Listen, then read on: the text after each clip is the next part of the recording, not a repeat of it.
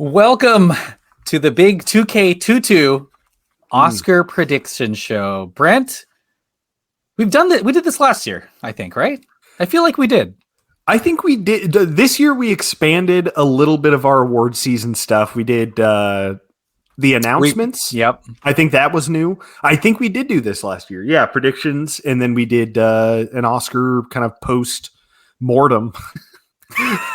Bad choice of words from Brent. But I will say that this is congrats to us for having a nice tradition. Now it's a thing now. It's now an annual shebang. And I'm glad we started at the, 63rd Oscars? Or I don't know, whatever this is. Yeah, as it continues to die and also to slowly ruin its own reputation with people that like it with its changes.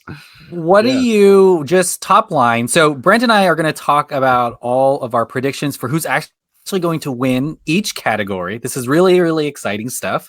Hopefully some of us are right. I will say we do diverge a couple big places, but we're lockstep, especially since there's a lot that seems pretty set in stone throughout the awards campaign. But Brent, how have you felt about this year's Oscar race? It's kind of a weird time.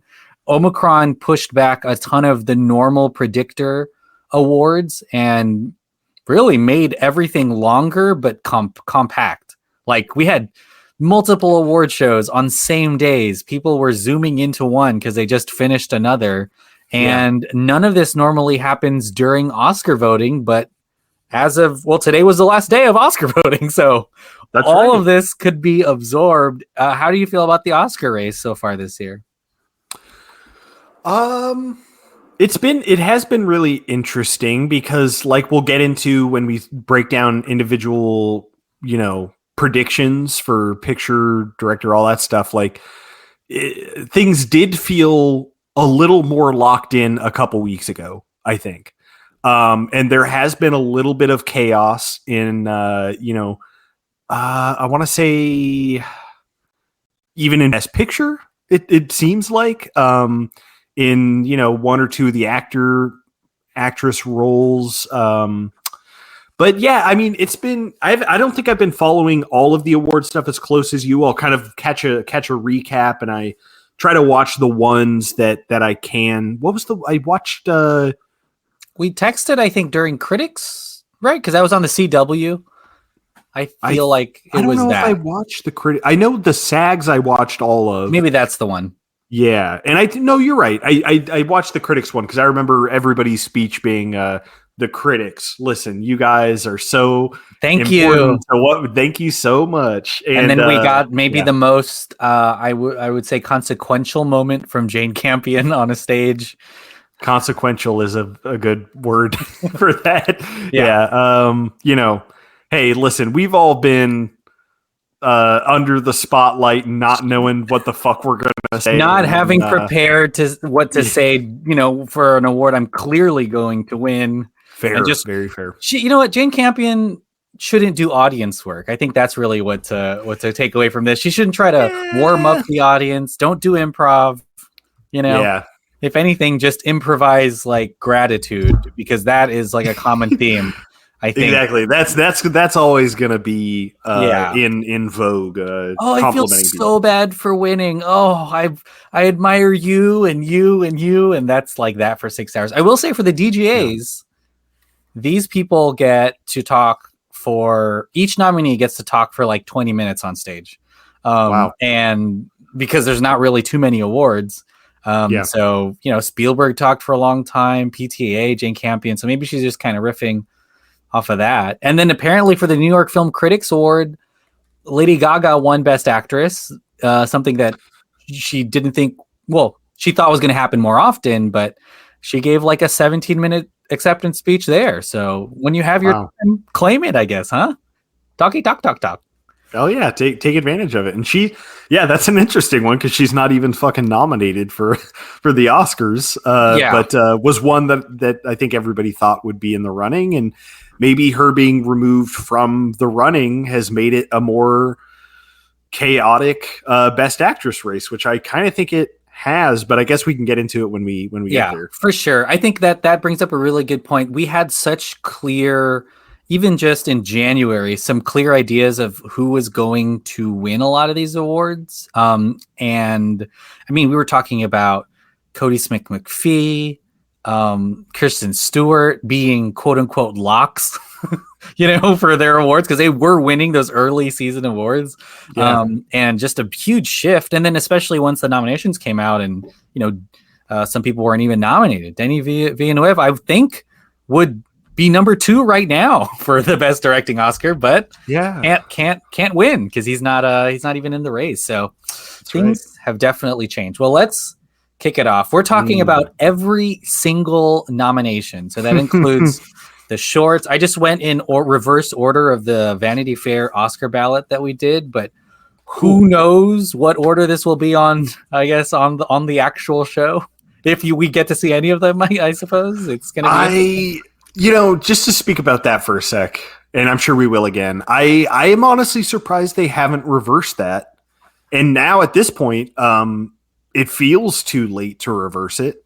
But I don't know, man. I'm very curious how that's going to work because it's like things like cinematography are not going to be in the live show. There's going to be some kind of like recap thing, they said, right? Like later, probably on in the evening, they're going to do kind of a recap of like, here are the winners that, we showed that happened during commercials. And I mean, well, I listened to a pod with the producer of this year's Oscars, really, really talented guy.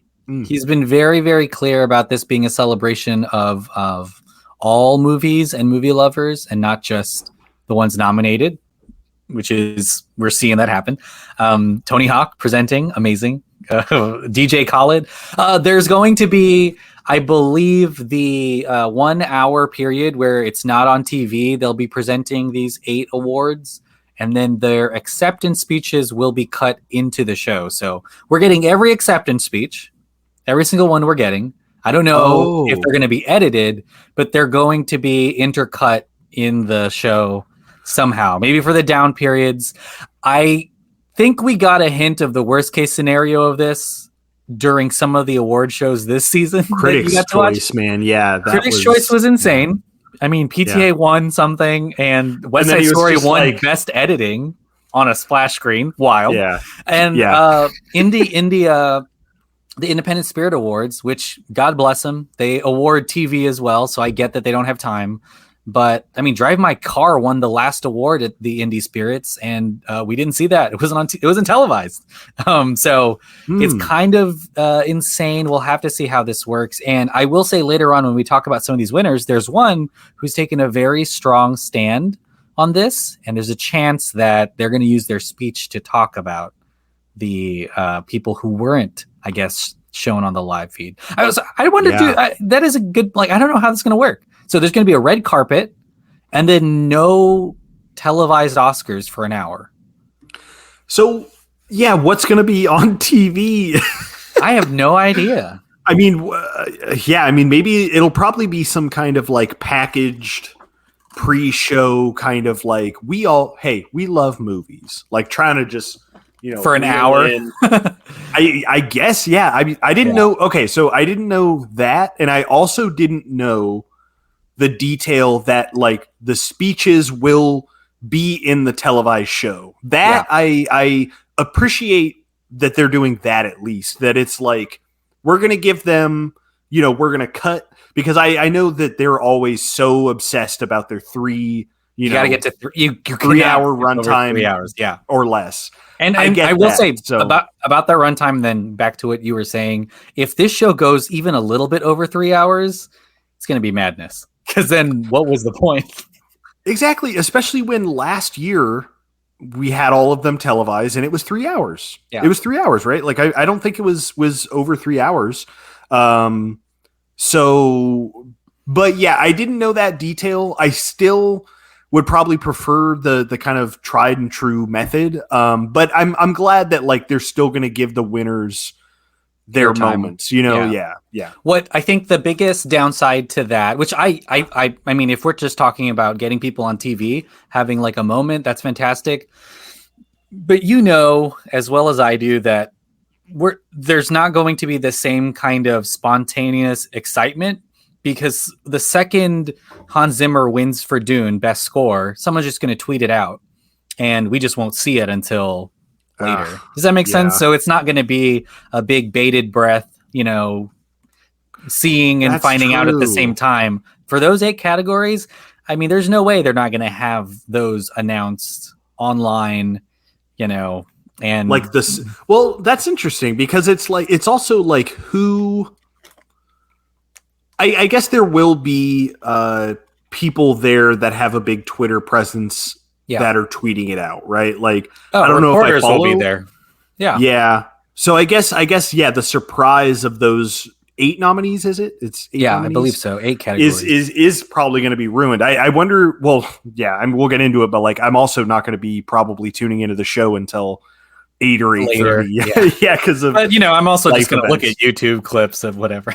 But yes, yeah, it'll be interesting. Yeah. let's dive into it. We're going to watch the show. We'll see how it is.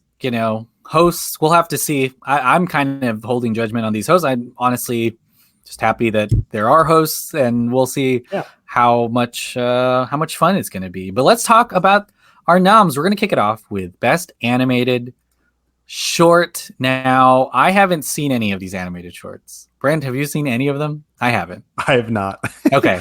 Listen, for the ones I have no knowledge about, I deferred it heavily to Gold Derby and what people are saying there.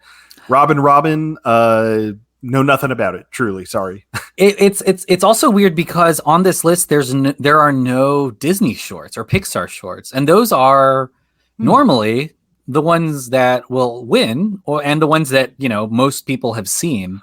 So people might have to actually seek out these shorts. I will say with your pick, so Brent chose Robin, and I chose the Windshield Wiper.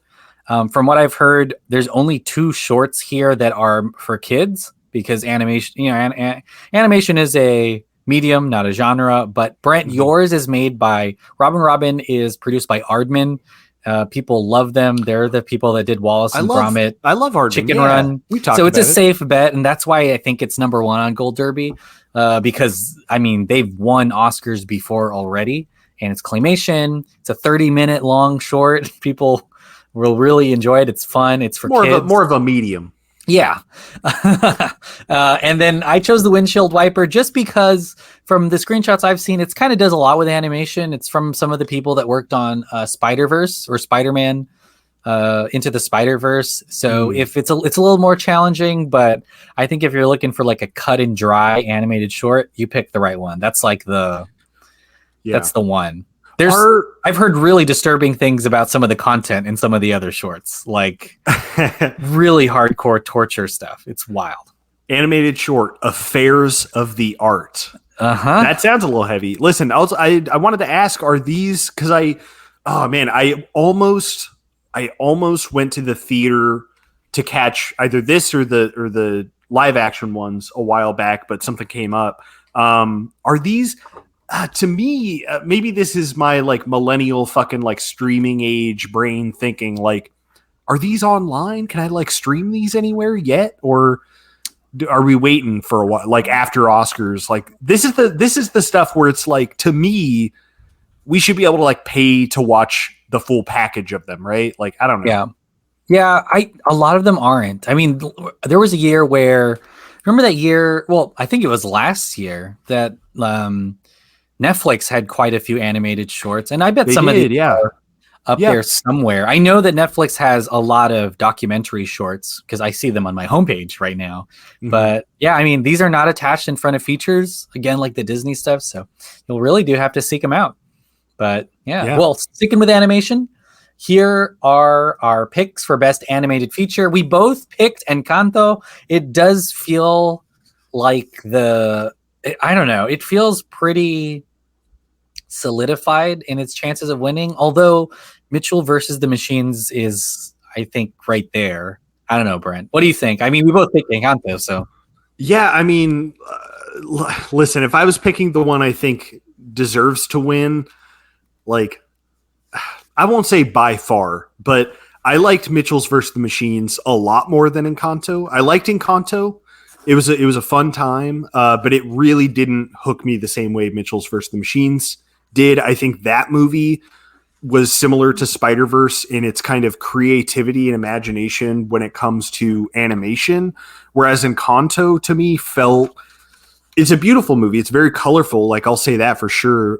Great music, obviously, but it wasn't as, if we're talking animation, it wasn't as like groundbreaking as I thought maybe Mitchell's versus the Machines was. That being said, it does seem like Encanto has been pretty much taken it mostly. I think Mitchell's got one award. I don't even remember which ones, but Encanto's been winning, right? I'm not even sure about that.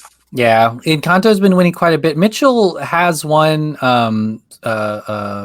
some pretty big awards, like there's some just for animation. Annie. Yeah, the Annie Awards. I think it won. Just the animation awards. So it's not a bad sign for them. That's like the major one. I think that it's just, the Academy as a whole, which is really, really broad, can't escape Encanto. Like, it is so popular right now. Yeah. It seems to have peaked at the right moment. It's on Disney Plus. Mitchell's is on Netflix. So it's not hard to see both of them. But yeah, I don't know. There's just a lot, I think, built around Encanto as just as a moment in pop culture that I think will be hard to escape here. But who knows? Yeah, that's fair. Into the Spider-Verse one, and that was a surprise for a lot of people. So Mitchell's might still be happening. All right, well, let's move to another award, and it's production design, best production design. We both picked Dune. I mean, Nightmare Alley is here, Power of the Dog, Tragedy of Macbeth, West Side Story. But I mean, this is, I think we were talking beforehand, Dune is gonna really do well this Oscars, right? Yeah, it's Dune good. I think, it's funny because I do have my Vanity Fair kind of list up here too. All of these movies have great production design. Like they all have really beautiful sets and design. I think we talked about on one of the Oscar things how kind of crazy it is that production design, the vastness of what that entails, is an award they give. But I think Dune is a lock because of how successfully it translated, just a totally different world from one we know and understand. And I think that comes down to sets, to, costumes, which I mean, that's its own category, but I feel like that's thought of in the same kind of realm as production design. But yeah, I think this one's locked up. Patrice Vermette, I know his name because he was on the Dune pod. That, again, I'll recommend listening to that podcast because he's a really, really intelligent guy who talks a lot about how they developed just a totally different world of 20,000 years in the future and what that's like, and without technology, really, or without computers, I should say. So I think that's going to take it pretty handily, Yeah, it's winning a lot of the smaller trade awards, and I just feel like Dune is going to do really well because a lot of the aesthetics had to be created out of nothing, like whole cloth. So there's just a lot of like world building stuff that is there. Although I will say Tragedy of Macbeth seems to also be kind of that. It was on a giant stage. Everything had to be produced for that movie. But yeah, Dune's got it. I can't even think of another movie that would get even close. But let's talk about the next one. It's Best Short Documentary. We both picked The Queen of Basketball. I feel like this is there's two that I think are going to be neck and neck. Queen of Basketball is one. It's about someone who just recently passed away, so it almost becomes kind of a timely thing to celebrate, an underrepresented athlete. But Audible is a Netflix documentary that's short, but it is revolves around deaf students, and I feel like that one is, with Coda here, I feel like it's going to have a lot of attention on it. But The Queen of Basketball, if I'm not mistaken, like Steph Curry is a producer. Shaquille O'Neal is a producer, I think, too. Hey, we talked about that. Oh, we talked about that last year, about how the winners ultimately were like the most... Laura Dern was a producer last year, and she won, yeah. Yeah, dude. If you got a heavy hitter to producing a thing, I'm only going by last year. Yeah. It seems like that's going to really benefit you. This one was, I think, not by far. I forget the ratios, but this one was top on Gold Derby too. Yeah. Yeah, it Don't know doesn't anything about it. I'd love to see it.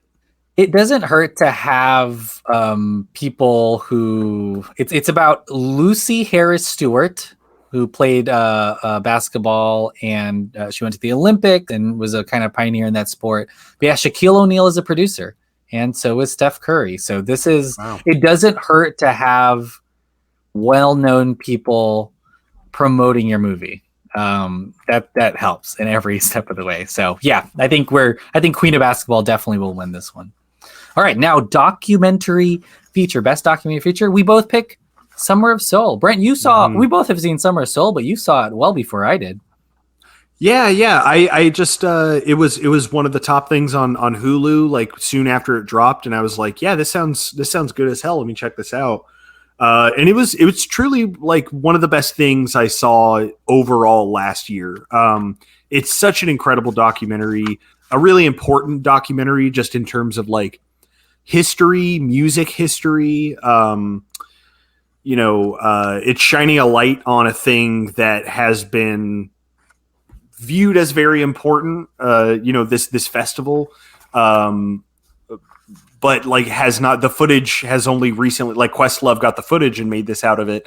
And it's just a beautiful documentary that I was actually watching Questlove on, I think, one of the late night shows. And he actually had this. Is it the Tonight Show? Because he's there every night, Brent. No, it's, I guess so. Right. But no, it's the one with, the other SNL guy, Jesus Christ, I forget his name. Seth Meyers.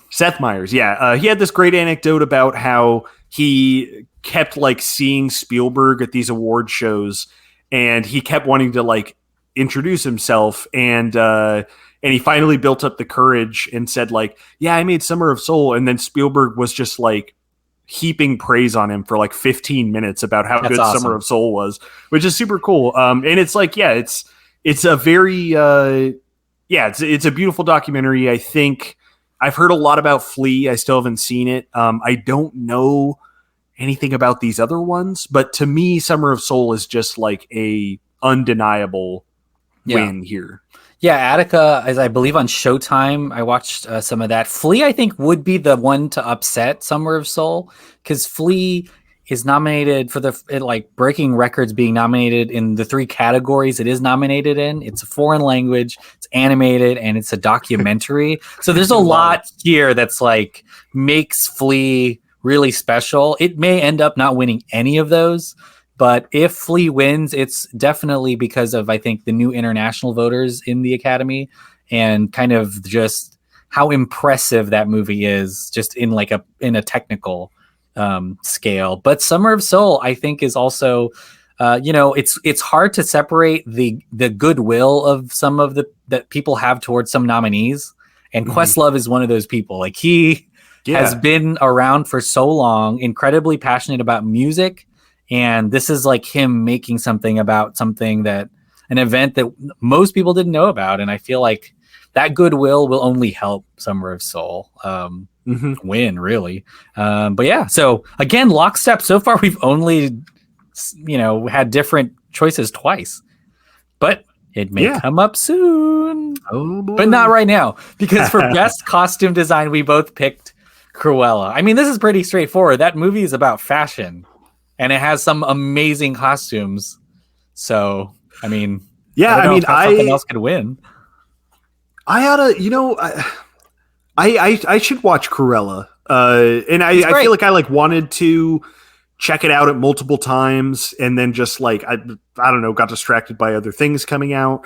I heard it was pretty fun. And I've seen a lot of the costumes on Twitter and social media and stuff. And it's kind of undeniable. Those costumes are undeniable. And this is another one that all of the, I haven't seen Cyrano. I could check that one out soon. Period piece. Yeah. Yeah. But Dune, Nightmare Alley, West Side Story. Nightmare Alley's a little bit classically The costumes are like really well done. They're really beautiful.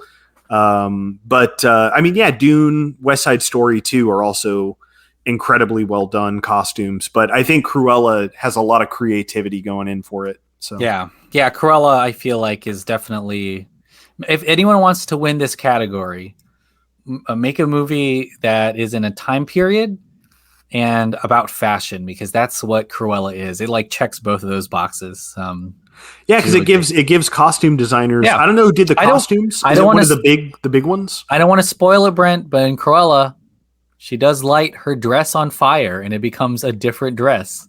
Sorry. I think that's in the trailer, Spoiler. and I remember thinking that's very cool. Very cool. But I think, that type of project is probably whoever did the costume design. I probably know their name because there's a few really famous costume designers, and this is probably one of them I know. But they probably have a ball. They probably just go fucking ham on it, you know? So Jenny Beavan, she already has 2 Oscars for costume. Whoa. Nice. She's done so many great movies. I mean, the list of movies is really, really long, including Mad Max Fury Road. Damn. And A Room with a View. Those are the 2 times she's won, but she's been nominated 11 times. So it's like win number 3 for her, huh? Well, I guess so. We'll talk now about Best Adapted Screenplay. Now, we both chose Coda here, but this doesn't necessarily mean it's not a category that is, I would say, in a state of uncertainty, because the other films nominated are Drive My Car, Dune, The Lost Daughter, and The Power of the Dog. And there isn't really, I would say the screenplay awards this year are a hot mess. Nobody knows anything.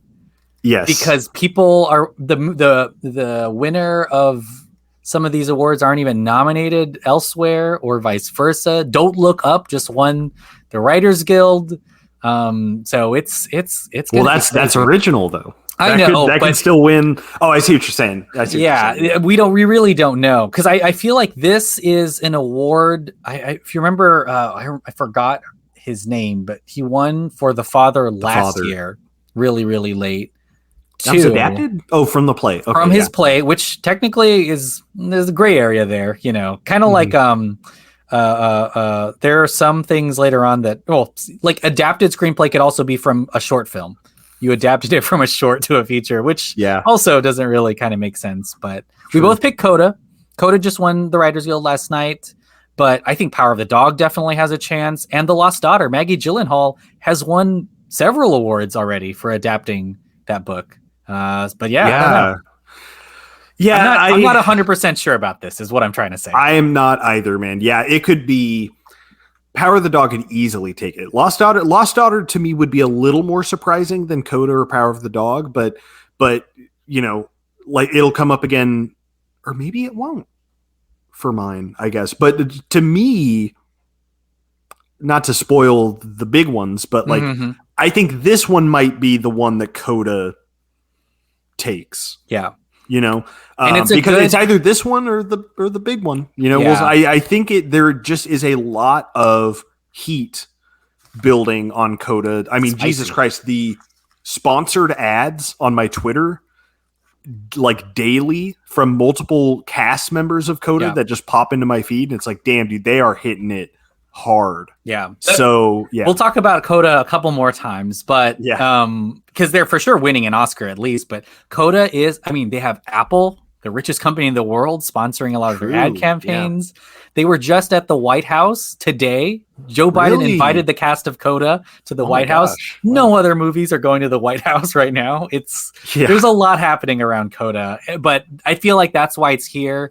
But if this is an award that goes to Power of the Dog, it's a Power of the Dog sweep, I feel, because if it wins this, it's Power of the Dog's just going to straight up win everything. I don't know how you feel about that, but I'm surprised that let me just say I'm kind of surprised at the rest of the nominations, but kind of a wild ride. But who knows? I mean, a foreign film can totally come in here like The Father and just win, like Drive My Car or something. Totally possible. Yeah, All that's right. very true. Yeah. Well, let's stay in this uncertainty for another nomination where we kind of change here. But best Ooh. original screenplay, Brent, you chose Licorice Pizza by Paul Thomas Anderson, and I chose Belfast. So Brent, why'd you? I mean, I don't want to ask you why. Obviously, Licorice Pizza is an amazing screenplay, and PTA is well deserved. But how do you feel about this category? Listen, I'll be honest, man. This one I didn't really stick to what has the most heat right now. Partly because there are kind of 4 out of 5 that have various levels of heat. I'm just gonna. It's Belfast, Don't Look Up, King Richard, Licorice Pizza, and The Worst Person in the World. Yeah, to me, I'll be honest. My bias has kind of trickled into my selection here. It's very much been the one that I think early on before the award show started, everybody thought was like one of the locks. They were like, I think PTA has not got an Oscar. I still think that is a kind of heavy thing that's weighing into the voting a little bit, but it's kind of my hope. I'm not 100% on it by any means, not even super close, but because like Belfast is one writing stuff, Don't Look Up, like you said, has King Richard has, right? Yeah, I think King Richard won something. I think it won the BAFTAs. I think the BAFTAs. I think that's what it was. Wild. And it's funny because like aside from Licorice Pizza, I'd say like Worst Person in the World should probably win it, but Belfast isn't a badly written movie. It's a fine movie, and I don't want Don't Look Up to win. I don't want Don't Look Up to win any awards, but that's one just of the wildest. When it won Writers Guild, I really didn't understand. I was like, what is happening? But you can't underestimate Adam McKay's, or like the goodwill of some of these people in their communities. Adam McKay is a writer's writer. He's everywhere. He supports good causes. So I feel the same thing about Guillermo del Toro. Nightmare Alley is like way overrepresented here. They're nominated in everything, including Best Picture, which is insane to me. It is, but it is, and but as somebody who loves him and didn't love that movie, it is. Yeah. There's a power to who is driving that movie, and I think that's what we're seeing with Don't Look Up. But I didn't think it was as powerful as winning over PTA, but I guess it could be. This one's weird. I feel like this is going to go to like a writer director 100%. PTA, I was texting you, I think, about the way he writes his scripts. He didn't actually make the script for Licorice Pizza available. So I don't know if that hurts him or help him. No one's going to sit down and read his script, but normally all of the nominated screenplays get put online somewhere. I just feel like Kenneth Branagh is everywhere. He's talking about how personal this movie is. This is his Roma, and that worked out well for Alfonso Cuarón a lot. Definitely, it's black and white. And then look at this magazine. Look at the front page of this magazine is Belfast, and the back, Belfast. Belfast is everywhere, and so we'll have to see. But I have a feeling that we have the answer between PTA or Kenneth Branagh. It's one of them for original screenplay. Yeah, I hope it's Branagh over McKay. No offense to McKay, but Belfast was a much more kind of affecting movie than Don't Look Up to me. Personally. Yeah, we'll have to see. I think just because you said that Don't Look Up is 100% winning. Oh god damn it! Oh boy, best makeup and hairstyling is next. You chose Cruella, and I chose The Eyes of Tammy Faye. Brent, why did you pick Cruella? I think I'm wrong. I'm wrong on this one because I picked this one before I got to costumes, and I think it's Eyes of Tammy Faye and Cruella are very neck and neck on Gold Derby. As soon as I got to costumes, I was like, oh, I think this might be Cruella's, and Tammy Faye does have obviously that big, centerpiece kind of showy. It's not as insane that you picked Cruella because I think the same movie winning makeup and hairstyling and costume happens often. It's kind of wild. I mean, this is, I believe, Alice in the Wonderland won this award and beat, some like really big prestige movie, and it kind of surprised everyone at the time. So I don't think it's necessarily um, the Eyes of Tammy Faye's to lose. There's a lot Yeah. in the movie. Eyes of Tammy Faye and House of Gucci is nominated too. So Yeah, I don't know if I totally clocked that. Wait, is it? Oh, it is. Yeah. Oh, it's like cut off on my thing here. Yeah. It'll be interesting to see. Yeah, I still haven't seen Eyes of Tammy Faye. I kind of want to just check. I think Cyrano and then Tammy Faye I'm going to check out before Sunday if I have time, because I'm curious about them, about the performances in them and stuff like that. So yeah. we'll have to see, and this plays into a later on category as well. Best sound, we both picked Dune. What can we say about this? I've seen and heard multiple podcasts and ads for specifically the sound of Dune. I don't know if you've seen them, but I've seen. It's impressive as hell. Oh man, it's incredible. It's on the Blu-ray I have for the movie. I did a dive into the featurettes, and one of them has kind of gone a little viral on Twitter. No, not Twitter, but linking through Twitter. But there's a 25-minute Sound of Dune featurette where it's just it's so fucking impressive, man. Because it's similar to production design of how do we make all of these sounds from a completely new world that in future of humanity that we've never heard before, and the way that they did that, even down to the what do you call it when you record sounds? Foley? Yeah, the Foley work and stuff is so impressive, and the creativity there. I think it's a lock. Yeah. Dune, and I guess we're gonna talk about Dune a couple more times, so maybe I won't talk about this until much later on. But Dune has a lot of support, and yeah. Best original song. This one is interesting because, well, first of all, they just announced an hour ago that all of these nominees will perform, which a lot of people were waiting for it, especially since they announced that We Don't Talk About Bruno will have a live performance before they announced any of the nominated songs, which is kind of wild. It will? Yeah, We Don't Talk About Bruno is going to be at the Oscars. That's hilarious. It makes sense to me if they're trying to get it. Is, yeah. It's crazy. It's not nominated. I understand it, but We Don't Talk About Bruno is My Heart Will Go On level popular. It's number 1 on Billboard. It's been there for 4 weeks, and it's really, you can't ignore that. Whatever is happening, it's bigger. It's bigger than Let It Go from Frozen as of right now. Jesus Christ, bigger than that song, which is wild. But Be Alive from King Richard, Dos Oruguitas from Encanto, Down to Joy from Belfast, No Time to Die from No Time to Die, and Somehow You Do from The 4 Good Days. But we both picked No Time to Die, Billie Eilish. It's maybe just because since I guess Sam Mendes started making James Bond movies and Adele one, there's kind of a prestige to these songs now, huh? Because they weren't always like this. No, yeah, and it's funny because I remember, Jesus, it was a year. God, how long ago was it? Whenever the Eilish Bond song dropped. Oh, and they pushed 007 back 10 times. Exactly. Yeah, exactly. The first or second time I heard it, I was like, first of all, it's going to be cool to see Billie Eilish sing at the Oscars, and also she's going to win because this song fucking rules. Yeah.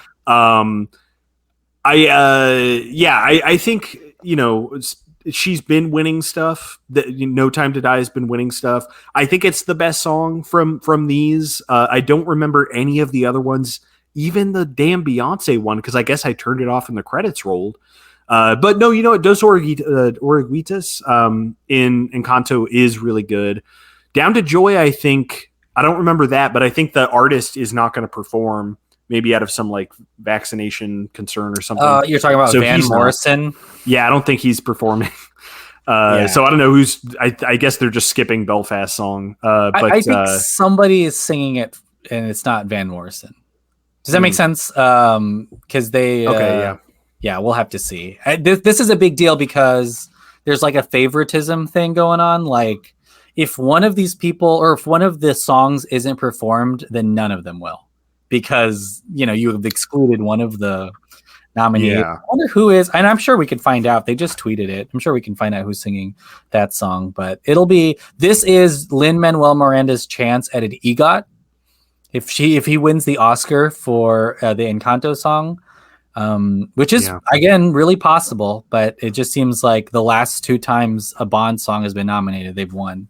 So it makes sense to see Billie Eilish, but well, we'll see. He's going to EGOT anyways. He's got like 10 movies a year now. He's still young. He's not even up there in age. He's got it at some point. Speaking of someone who's still young, Hans Zimmer is probably going to win. Our next category is Best Score. We both picked Hans Zimmer for Dune. Much like those sound featurettes and ads, I've seen an equal amount of Dune. Hans Zimmer, and he is campaigning. He is out there. Dude. I mean, I'm sure what did he win his other Oscar for? I'll look it up. Inception? I don't know. He might have a couple or more. Yeah, I mean, and I get it. I know that everybody kind of campaigns when they get the heat, but like, also this is like, he skipped working with Nolan to make the Dune score because like Villeneuve, the book was really personal for him. And it's like, I think his work on Dune is fucking like staggering. That score is so inventive, and the way that they like made essentially new instruments out of instruments that exist, but then augmenting them in various ways.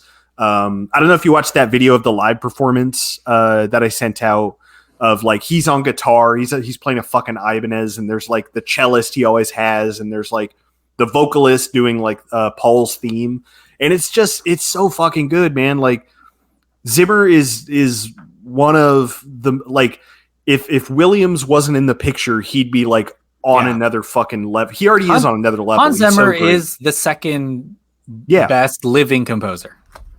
Definitely. I agree with that for sure. Like in his work on Dune is incredible. Like, yeah, I think he's going to win, and he should. And I just wish they were performing some of the Dune songs live too. Oh, come on. Brent, here's the thing, Brent, you have 2 more Oscars where there's a chance they're going to play. Cause for me, if you're just thinking logically, and Hans Zimmer is about to win for the best score in Dune, he technically should win for the second Dune movie. Does that make sense? Like there's going to be some new themes. Dune is going to get nominated again in like 2 years and may win even more, because from what I hear, there are some characters that will have even wilder costumes, and they can maybe win that as well. Add that. He won for The Lion King in 1994, but that is it. Yeah. That's the only one he's won. He's been nominated 12 times. So it's a little bit of it's kind of like a PTA thing, although he does have an Oscar, but it's like, you've been putting in incredible work for decades. Like, let's give you another one, because also super recognizable music. I think like the Pirates of the Caribbean theme, a lot of the new DC songs. Dude, I just want to plug this too. If you have not seen, you or anybody listening have not seen the Hans Zimmer live concert on Netflix, it's like 2.5 hours. It's one of the fucking best thing, dude. It's the hits. He's out there like playing piano. He's out there fucking shredding on guitar. It's so good. They get like a full choir. It's incredible. So check that out if you haven't. I made a short once, and the talented woman who did some of the music for it says that Hans Zimmer is a machine. He doesn't sit. I think we all think he sits down and composes stuff. He's got a crew. He's got like 200 composers that bring him motifs and riffs, and he decides which ones work. But he's good at it. Man. It's almost like a communal. What do you call that? Like the Hans boys, the Hans boys and girls. Hans crew. Yeah. Let's talk Dune a little bit more. The same. Yeah. I know, because our next category is best visual effects, which I believe will go to Dune. I don't see anything here that maybe I will say that like maybe if there was an upset, it'd be No Time to Die more than it is any of the Marvel stuff or Free Guy, just because there's a lot of practical effects in that, like explosions and whatnot. But I mean, it's not even it's a moot point. Dune's probably going to win this.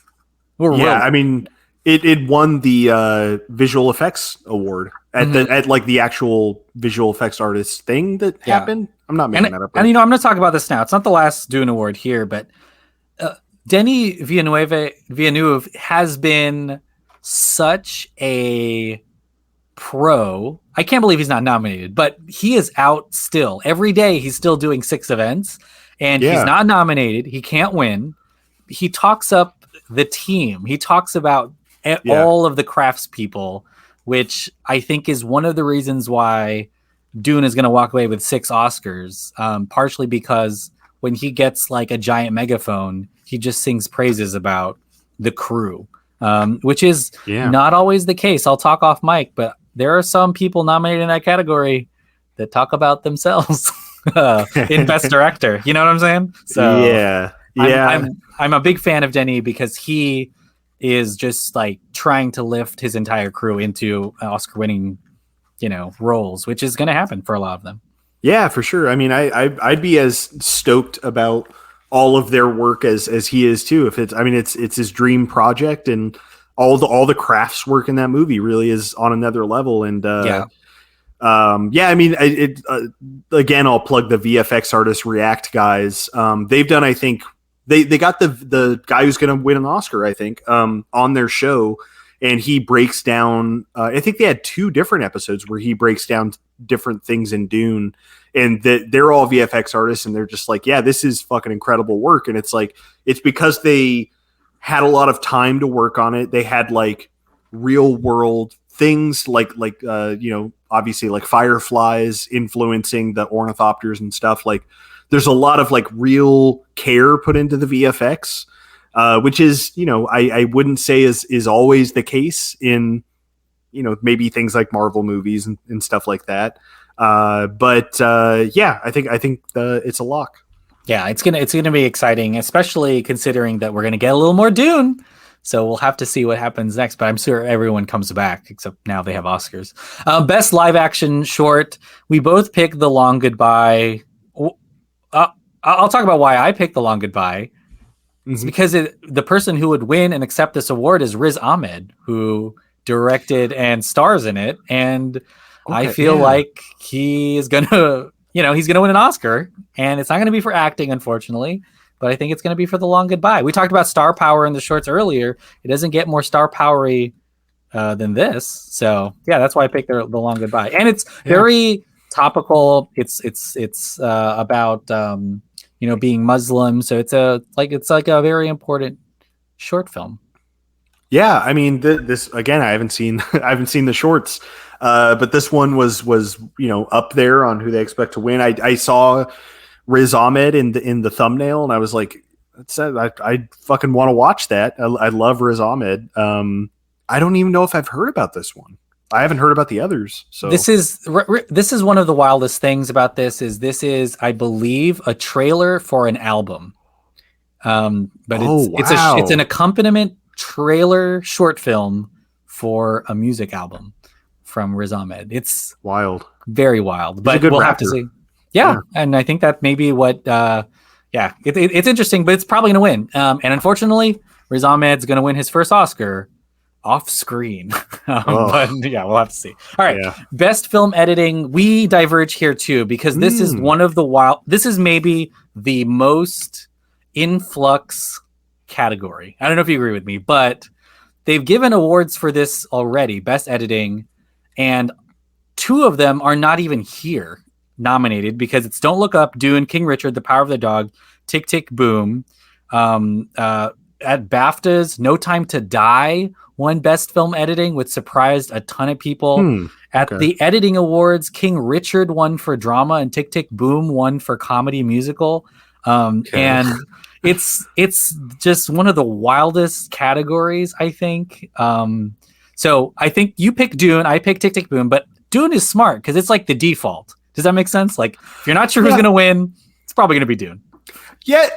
Sorry. I mean, yeah. I again, I'm kind of thinking about the Fury Road year, where like literally the craft categories kind of unified, and that one was editing. I think the editing job in Dune is spectacular. Like to manage the world building, the tone, the plot, the characters, the way that they did, I think is a really tremendous editing job. That being said, Tick, Tick, Boom, I didn't even think about really just now in terms of editing. There's some really creative, interesting editing in that movie, in terms of like, I was just watching a vocal coach that like just was before the recording this, like a vocal coach react to first to West Side Story, and then I was like, oh, she did Tick, Tick, Boom also, and it was the what was it called, Therapy or no? Yeah, I know the song. Yeah. Yeah, where they fight. But it's jumping back and forth between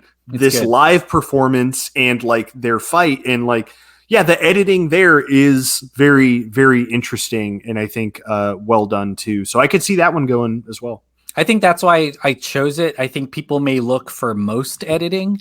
I mean, there was that year Bohemian Rhapsody won this award because 1917. People just thought, oh, there's no editing in that movie. There's 6 even cuts. Though there was. There's creative, well done editing in that movie. I feel like the default is either Dune, a movie that's really big, that has a lot of editing, or something that's really showy, like Tick, Tick, Boom, or Don't Look Up. But I didn't vote for Don't Look Up.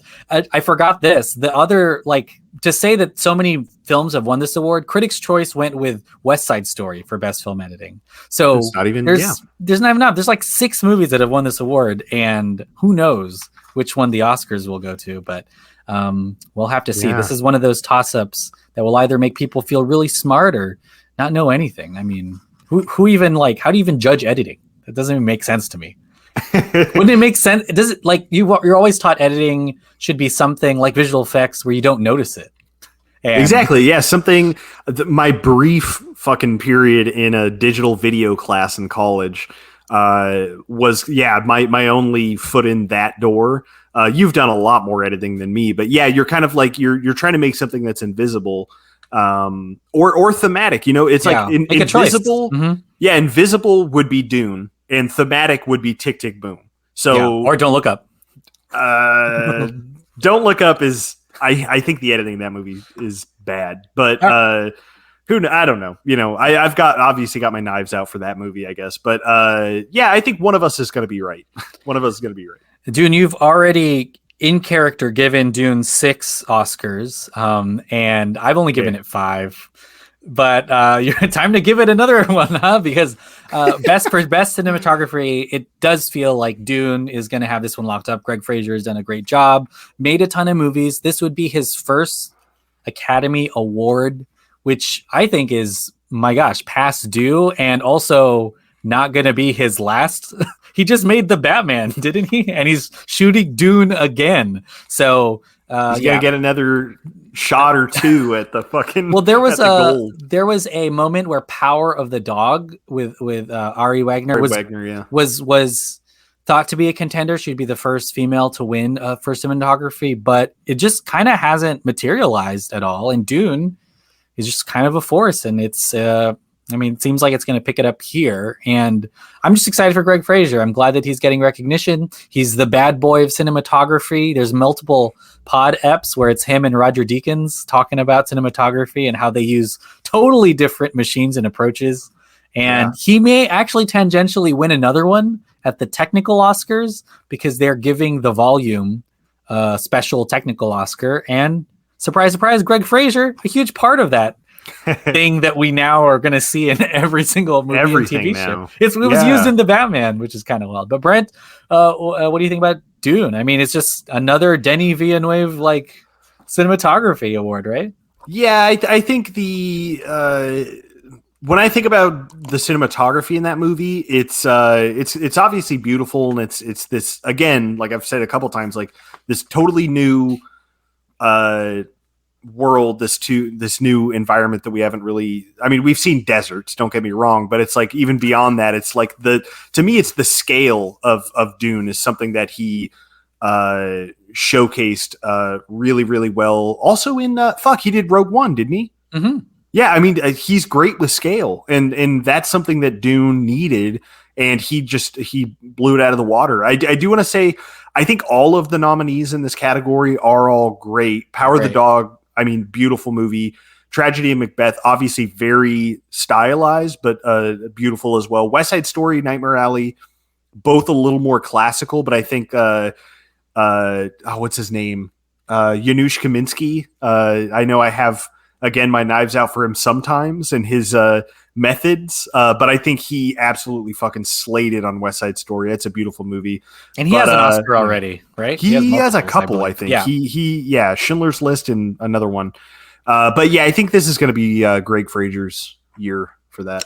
It's weird how cyclical things are, because the reason why Greg Fraser transitioned to like big movies was Jane Campion taking a chance on him for her movie Bright Star, and then of course he made Zero Dark 30 and stuff. There's a lot of like, this is a big Campion year. I feel like things lining influences up, people that she influenced, a rematch with Steven Spielberg. It's a big Campion year, but glad for Greg Fraser. All right, here we go. We're gonna go through a string of locks, I think, here, because we were talking about acting awards.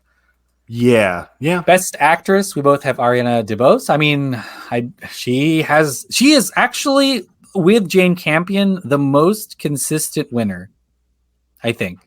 Maybe Will Smith too, but she is like about to break history. And for a role that Rita Moreno played, 4 decades ago, I mean, and she's given great speeches, so I don't see anything derailing her. Yeah, I think this is going to be hers. This feels like it's very much like funneled into being the big West Side Story award, whereas like I don't think it'll get anything else, I guess. Yeah. But also like for how great everybody is, more or less one person who we won't mention is in this movie, and the cast is fucking great. Everybody's most everyone is great. I think Ariana DeBose is incredible in this movie. And she, like I just said, like I was watching like the vocal coach react to America, and she stops at halfway through and she's like, who is this? I don't know who this is. And she is like amazing. Like her acting is great. Her voice is incredible. Her dancing is like on another level. So yeah, it's just, again, you could maybe say it's like doing the most, but it's kind of not in terms of acting. It just happens to be she's also singing and dancing fucking incredibly well. She's the best performance in that movie. Oh, yeah. I'm so happy about her seeming like a lock. Yeah. She's the most memorable part of that movie, I think. And that's like when we talk about some of these, that's like the trick. Dune cinematography, you remember like screenshots of Dune. And it's the same here. Ariana DeBose, you remember her performance. There's some irony here because she was in like she's part of the kind of background cast of the original Hamilton show, and she's about to win an Oscar before anyone else from Hamilton, which is insane. But she's incredibly talented, and she's in this fantastic movie, and I think it's just a continuation of her story because she's really young too, just like when Rita Moreno won hers. Kind of wild. Well, let's talk about actor in a supporting role. I'm really happy. This is maybe the one I'm most happy for. Same. But best supporting actor, we both chose Troy Kotsur from Coda. I mean, he has some of the. I mean, talking about memorable earlier, his role in that movie is so good, and he's obviously like a fantastic actor. And he may be the reason why Coda is getting this big surge, because he is such a great champion for that film when he was the only one being awarded. And yeah, I mean, Troy Kotsur, it's going to be his turn on stage. I'm excited for him. Yeah, it definitely seems like a lock now. And I too, I think this is like, the happiest, the best kind of, category, I think, out of all these. I'm really like all of his prior speeches as kind of narrated by a deaf translator have been so funny and also really like heartfelt, and he's so incredible in that movie in a role that has I don't know if he ever really I don't know if he speaks. I don't think he speaks at all, but just what he's able to do with his signing and his eyes. And you talked about how he's so funny in that movie. Like he's he so is funny. So funny. Him and Mary Matlin, right? That's her name, right? His wife in that have such a funny dynamic, dude. Where it's like you're immediately like, these parents are like the fucking best parents I've seen in a movie in a while. Where they're like having loud sex when their daughter's friend is over, and like when they're not supposed to because of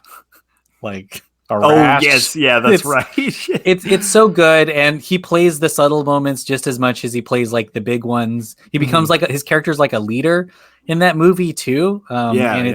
It's really good. It's kind of one of those him and Ariana DeBose, and we'll talk about the other actors too. But like it seems like they're winning for what could be their best roles, which is so great because oftentimes you get some of these legacy awards.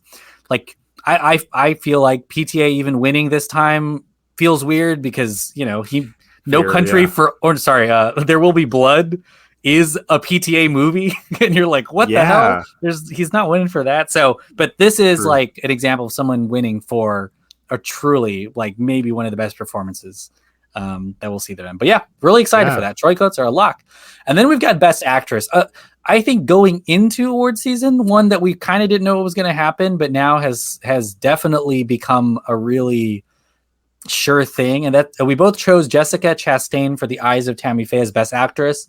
She is orchestrating a fairly clean sweep of all of the other Best Actress awards. And it shouldn't be that surprising because we've seen many actresses win for biographical roles where there's like transformations to what they look like. And Jessica Chastain said she sustained like some permanent scarring from the makeup of The Eyes of Tammy Faye, which I was like, is that good? Is that bad? Is this like an anecdote? That sounds insane. Marlon Brando shit. God and damn. there's also the storyline of the fact that she pushed this movie to be made. She produced it.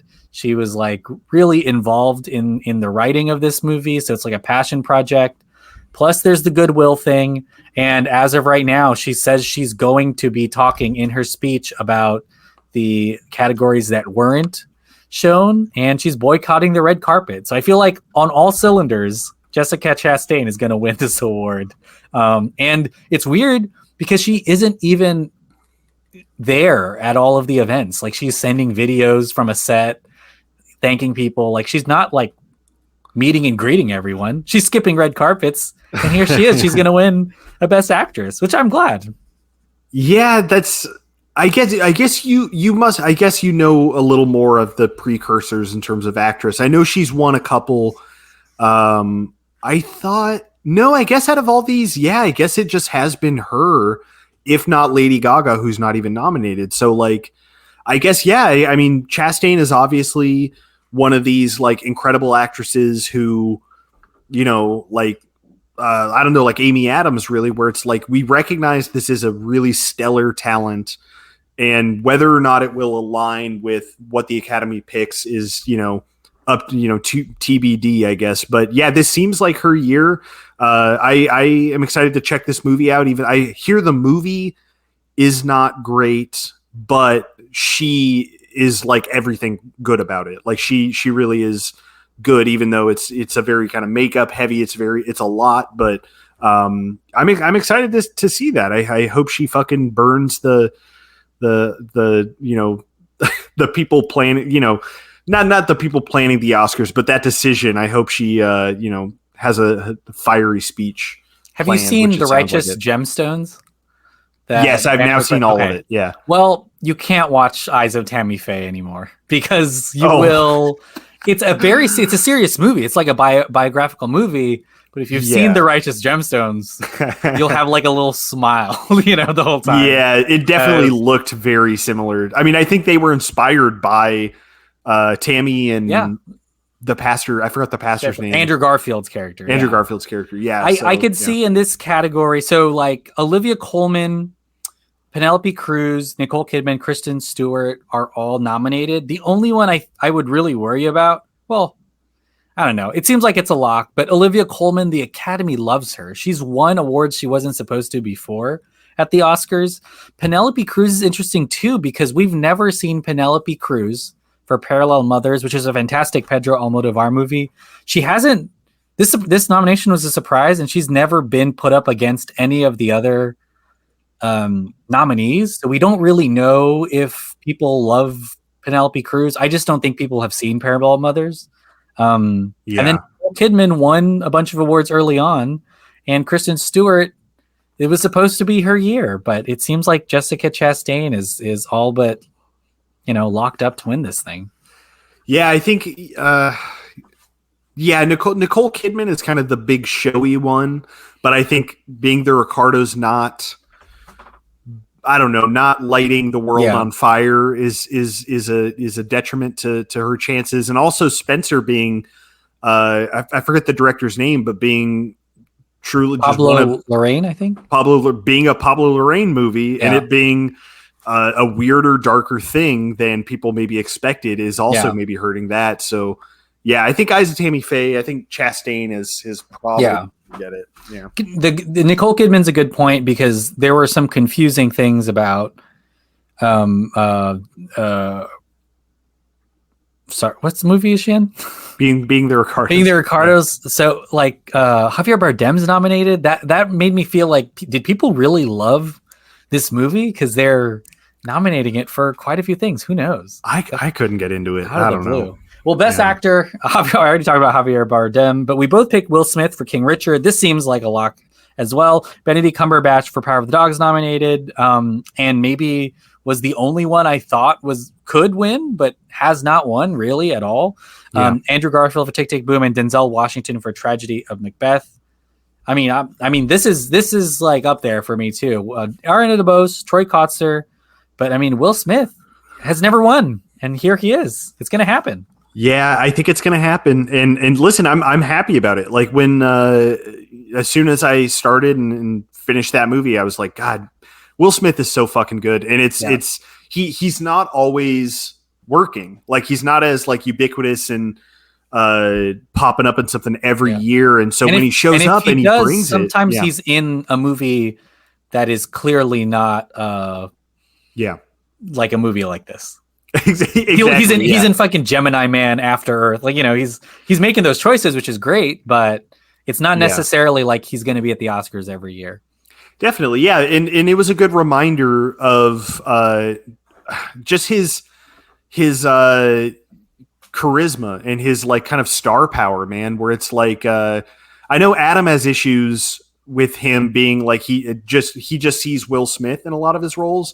But this one, man, like I saw, Richard Williams, like that's who I kind of like saw in the movie. And I think he's really tremendous in it. Like, and I really thought Cumberbatch was going to be the heavy hitter in award season. And he kind of hasn't been. I wonder if all of these Doctor Strange reshoots that he's still doing are taking him away from that. But it's like, and obviously Will Smith is really hitting it hard, but yeah, I'm happy about it. I think, I'm happy that he will seemingly get the gold now. And cause he's been a tremendous actor for like 2 decades. And much like Denis has been able to praise all of the crew and the craft stuff, I've noticed that Will Smith has done a great job of commending the Williams sisters in his speeches, Anjanou Ellis, in his speech. Like she's so good too. He does a great job of that, of kind of making the awards seem like it's even bigger than him. And really it's like a showcase of King Richard's work, which honestly is like the way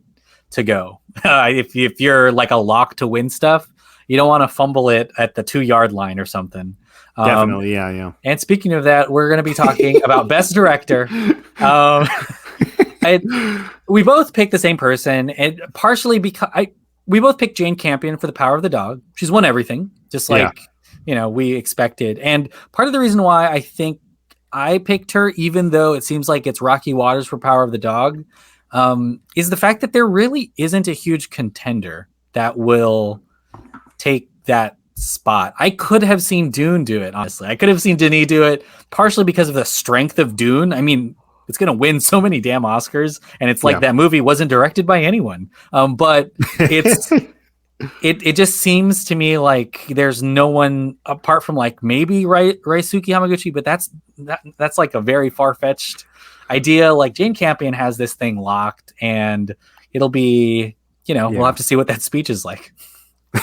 Yeah. Hopefully she's writing something in full, preparing. No, it's, and obviously this is going back to my biases, but to me, the second in this 5 is Spielberg for West Side Story. I mean, I've seen a lot of like, he's been popping up on my, and I know Twitter very much like focuses on what you like and stuff like that, but he has been trending a lot for scenes from West Side Story now that it's like much more available, and there are scenes online, on Twitter in chunks and of people kind of praising the directing, especially of like the dance, like the actual dance when there's like the Jets and the God, what's the other gang? Jesus, the Jets and the Sharks at the dance, and also America, and just his directing is stellar in that movie, and it seems like he's getting a lot of heat, but I don't think that heat's going to outdo Campion. But I think he, would probably be second on the vote numbers. But yeah, I think this one's going to be Campion, despite her, her fuck up at the at the, which one was that? SAGs? That was the Critics' Choice, I think. Critics' Choice. Which really technically shouldn't disqualify someone, but it might turn some people off.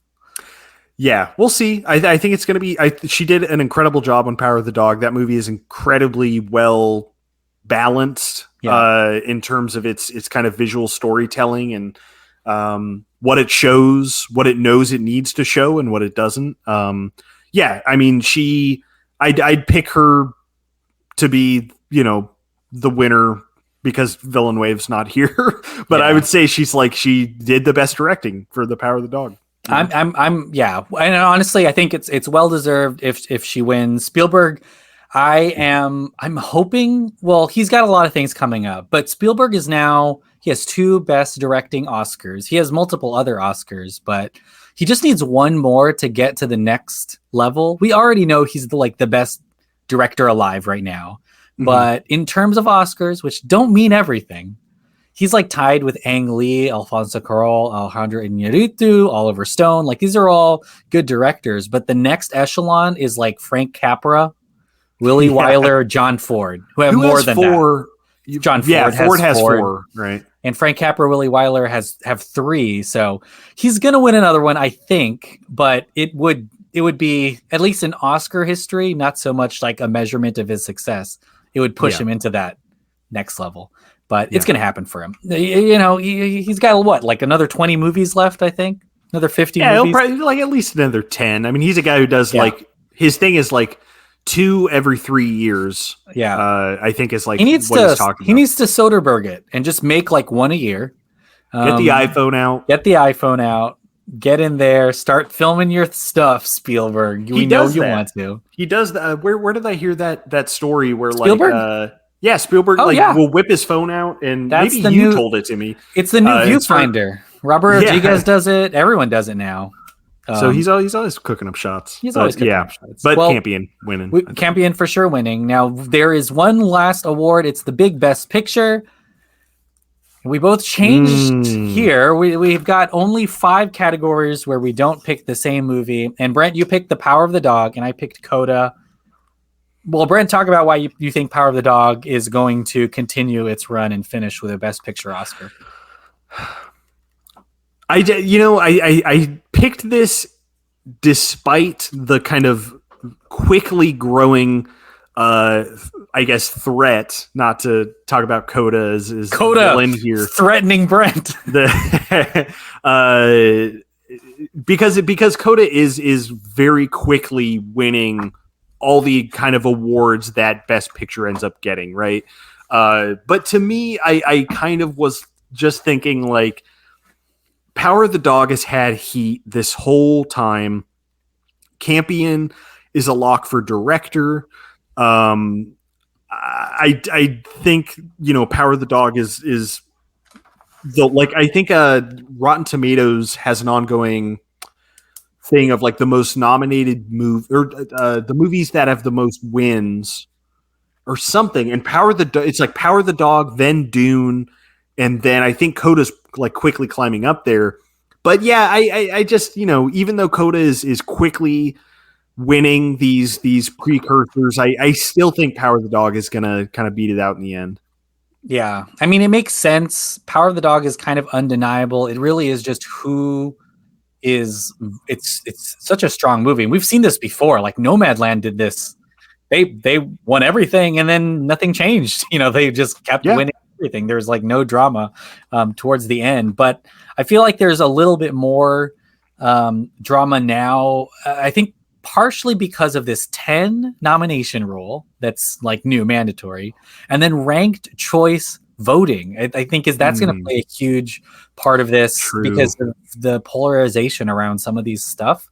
Not to say that Coda isn't polarizing. Some people truly have problems with it, but I feel like it winning the PGA, and the PGA has the largest like overlap between Oscar voters and and other people is the PGA. Coda won that. The second largest overlap is the SAG Awards, and Coda won that. Yeah. So I feel like there's a lot to say that Coda may sweep in here and will win. And I saw like an award show where when Coda won, everyone stood up and clapped. And the only other time I saw that was for Parasite, which also came in, hour and beat 1917. I don't know. True. I feel like it's possible. Power of the Dog could definitely win. There is something that's changed in the Oscars because now both of these movies are from streamers. This is Netflix would have its very first Best Picture with Power of the Dog, and Coda would be Apple's first, but also they have only done it for a couple of years, which is kind of crazy. Yeah. We'll have to see. And I do know there's a lot of like Netflix bias in the Academy. Remember, the Power of the Dog wanted to be screened at Cannes, but Cannes said no because it was a Netflix movie. There's a lot of like animosity towards them, even though Coda is also a streaming movie. A lot of people think Netflix like broke Hollywood. We'll see, but obviously not great reasons to not vote for a good movie. But true. These are. I'd be happy with either. To clarify, like if wait, hold on. They're announcing that Don't Look Up just won Best Picture. Wow. Wow. Well, it's to get people to watch. They said, Don't Look Up. Watch the Oscars to see Don't Look Up win Best Picture. Wow. That's their new tactic. The most viewed film in the history of streaming. Don't Look Up. Wow. Yeah. I mean, it's going to be interesting, man. Like there's a lot of locks. There's some interesting deviations. We'll have to see. Last year you came out ahead, right? Yeah, by like 2. But it'll be similar this year. It'll be one of us by like 1 or 2. Here's the thing, Brent, you always surprise me. You got like all of the shorts, and that's like a great way to pick up, a lot of like I think it's like easy pickings. If you know the shorts that are going to win, you got like 4 in the bag. I truly knew absolutely nothing, not even who produced them last year. I was just like, this one sounds like it's a heavy theme. I'm picking it. So yeah, we'll see, man. I'm probably going to do worse this year in categories like that. So, because I had a good run of those. So we'll see, man. Yeah. I just wanted to correct something. Van Morrison isn't singing. They did exclude that one song. So everyone else. That's what I was trying to say. Yeah, that he for some reason isn't gonna be there. So yeah, he doesn't vax. So that's probably the biggest thing. Oh, you know what we forgot to predict, Brent? Twitter's hashtag best fan. Whatever the fuck. God. Oh, how could we forget that movie? On our damn prediction. Whip up a slide. No, you don't. Let's see. Who do you think? Let's guess. How'd we almost forget that? I'll say who. I think despite all the weird fan rigging that's like the Depp fans are like promoting some movie that he was in that nobody fucking knows anything about because they're like, Johnny Depp, keep him working, Johnny Depp, and just like weird thing, like fucking the Cinderella Amazon movie. I think Spider-Man's gonna win it. Oh, okay, just that's to be good. boring. Like there was that 10 finalists, and there were listen. If it's Malignant, I'm gonna stand up and Oh scream yeah, out of pure joy because it was in the 10. But I think it it's was gonna my be number Spider-Man. one snub for Best Picture. I hope that's true. Yeah, I think it's that Cinderella movie. I feel like if they Wow, don't give it, really? well, just in terms of actual tweets, yeah, Cinderella movie. But if it doesn't win, I think there will be a lot of, not to sound Trumpy, but a lot of conspiracies around vote rigging. Does that make sense? Like a lot of like, oh, someone filtered out the actual tweets because there's a shit ton of Uh, Cinderella tweets. And if it didn't win, then it meant that they like looked at the tallies and were like, well, some of these, that doesn't count. Let's give it to this other thing. Like, we I don't want mean, to be made listen, look I cool. hope to witness the chaos of Amazon's girl boss Cinderella movie winning, and just to see what Yeah, they do about that, because I know. it's all like meme tweets, right? It's like people, or do people like it? Because I just remember it Oh, being cringy. Like, I mean, what's her name? The actress in it. She's the real reason. Olivia Rodrigo, is that her name? Oh no, I don't think so. no, it's Camilla Cabello or Yeah, that's Camilla it. something like Wow, we that. are so old. Yeah. This is not like these are very real fans of hers that are following the Oh, rules. okay. The Academy said tweet us 20 times a day, and they're doing it. So it's not like they're cheating, but Okay. Well, you know they, what? I appreciate that more than the like fucking trolley kind of like let's yeah. nominate the Like cringe Army of the Dead. Cinderella. Get Army of the Dead in Oh because we can't God. vote for another movie. Yeah. That's insane. Yeah. You know. So if it wins on that grounds, I heard everybody said that movie was not good, but I think that would just be some fun chaos to Yeah. add And to the it's Oscars. I feel like there's going to be some filtering happening because whenever they release their short list of most tweeted movies, Power of the Dog was on that list and so was Drive My Car, and I was like, That feels weird. that doesn't Yeah. sound Who's hitting the right. Twitter like drive my car is Yeah, I was, and yeah. it was like Spider-Man, Venom, Power of the Dog, the most popular tweeted movie, and I was like, no, there's something happening Some here. funny business, Some yeah. funny business. Well, I guess this is it before the show because we'll have a reaction afterwards. Well, we can talk a little bit more about like the show and Oh yeah. whatever happens there and the surprises. But any final thoughts on the Academy Awards, which are happening in days? Yeah, as of recording this, it's happening in 5 days. Like I said, I'm gonna miss probably the first half, but I'll download it or I'll find a way to watch the first half that I missed. The first hour is not even televised, so I guess so. Yeah, so hopefully I won't miss too much. Yeah, I mean, I'm curious to see what this show looks like. I'm happy now that they're including the speeches from the cut, categories at least.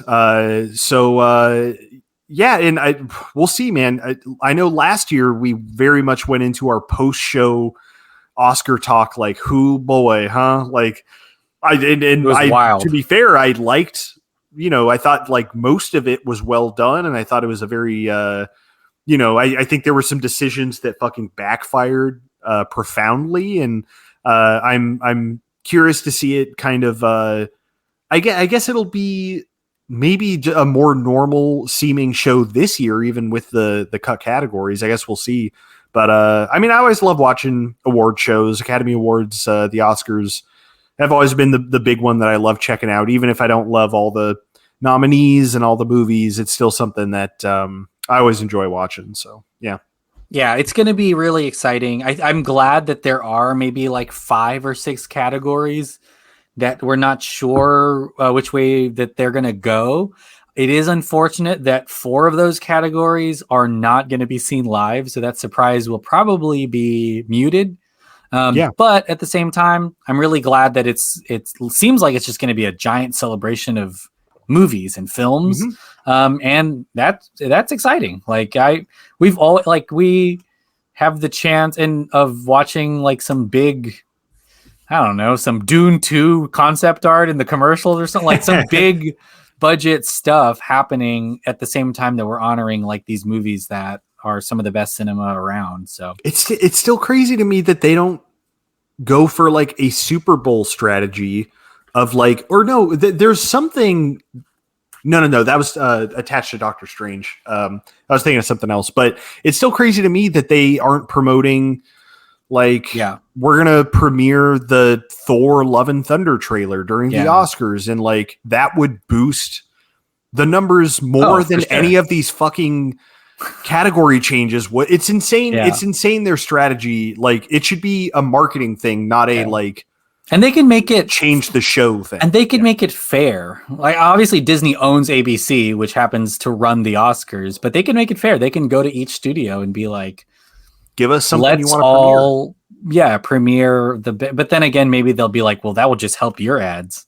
Yeah, I mean, it's probably it's conflicted. I think ABC ran ads talking about the live We Don't Talk About Bruno performance, and Phil Lord complained because he thought it was favoritism towards a movie that's nominated, so they had to stop promoting it. So I don't know. I think I feel that. Yeah, there might be a lot of like there might step toes if you start like premiering stuff, but it's not gonna happen if everyone does it. Like, if everyone's like, yeah, there's eyeballs, fuck yeah, let's do it. I wonder how much of it is like there are far fewer eyeballs if you look at just the last couple years. True. Than there have been in the past. Like, it is no Super Bowl anymore, and what is nothing. Yeah. But Daddy James Cameron is going to fix this next year. I tell you what, he not only has the highest grossing movies, he has the highest rated Oscars under his belt. Titanic and Avatar are the two highest like rated Oscars ever. Like 90 million people watch the Oscars, and now there was 10 million people, from 90 million to 10 million last year. Wild. James Cameron's going to save us. Am I right? If Avatar 2 is a stinker, it's going to be nominated for Best Picture. Yeah. And it's going to win. Get back here, motherfucker. It's going to win #film fan favorite as well. He's just going to clean sweep. First time. Yeah. All right. Well, let us know what you think. Let us know what your predictions are. I'm sure there's a ballot you can fill out, but we'll see you here next week. Bye. Yeah. See you.